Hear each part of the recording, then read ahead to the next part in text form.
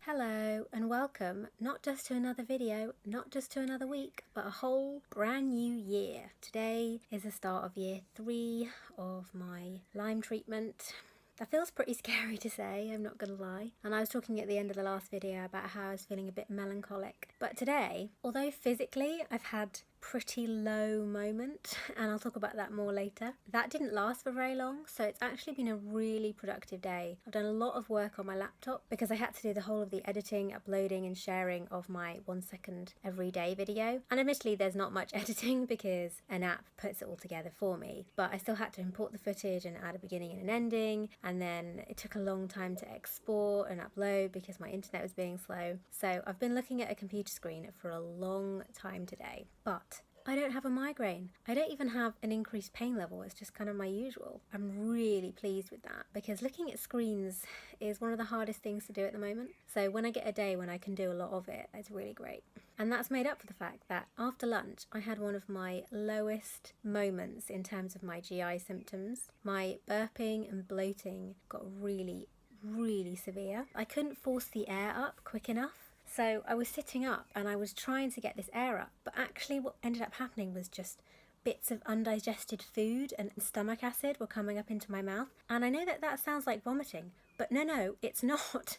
My stomach wasn't forcing anything up, so it's not like I was retching or anything like that. I'm going to stop there because I know that that is really disgusting, and it was certainly one of the most disgusting things that's ever happened to me, and I really hope it doesn't happen again anytime soon, or ever, in fact. Ever would be great. I don't know why it was so bad today after lunch. I didn't eat anything weird or unusual, who knows. But as I said, it didn't last very long, it only lasted for about an hour. As I say that, I'm kind of laughing because I know that that sounds like a really long time, but sometimes my burping phases, I don't really know what to call them, they can last 12 hours or even all day, so an hour was really fine. I'm really hoping I've not overdone it. To be honest, I think I have. I'm expecting some post-exertional malaise tomorrow for how much I've done. Not physically, but mentally. I've really been concentrating very hard. So I'm just going to switch off for the rest of the evening and hope that the post-exertional malaise does not hit me too hard tomorrow.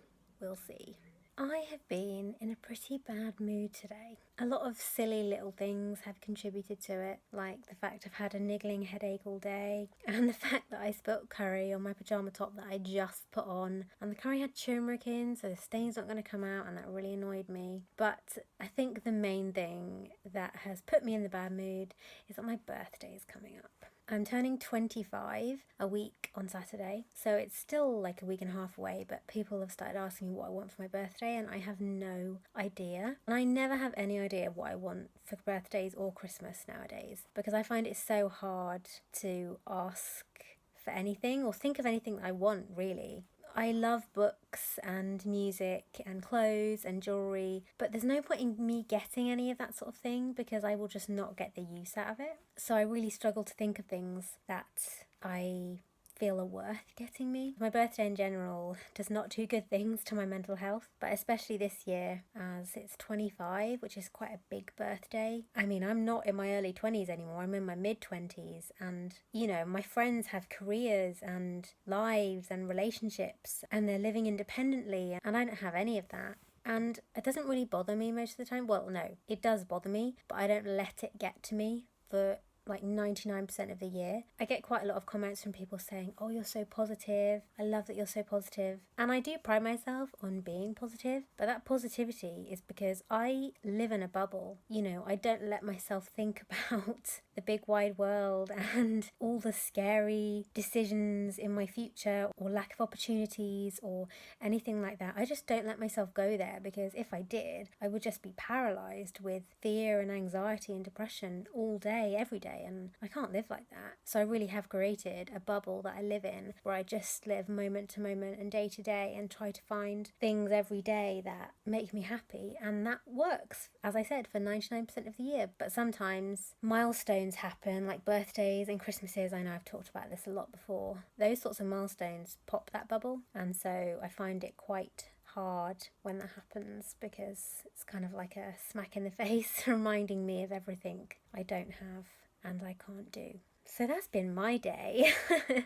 And by the time you watch this, I think my birthday will be over. Otherwise, I would have asked for recommendations for presents that I could ask for. I think I'm going to get a new duvet, which sounds so boring, I know. But hey, I'll get a lot of use out of it, so that would be great. And I'm also thinking of asking for some more essential oils. I've run out of bergamot oil, which is my favourite smell in the entire world. And yeah, that's pretty much it. That's pretty much all I have so far. I'll probably end up asking for some books, but I mean, I still have the books that I got for Christmas and one for my birthday last year. I haven't been able to read them yet. I have so many books out there that I haven't read. It drives me crazy because I love reading so much. I do rely on audiobooks a lot. I love audiobooks. I feel like I've gone off on a tangent now. I am feeling slightly better than I was earlier. I did a sheet mask, changed out of the pyjama top stained from turmeric, and listening to Harry Potter. So I'm going to go to bed and hope that when I wake up tomorrow, I will be in a better mood.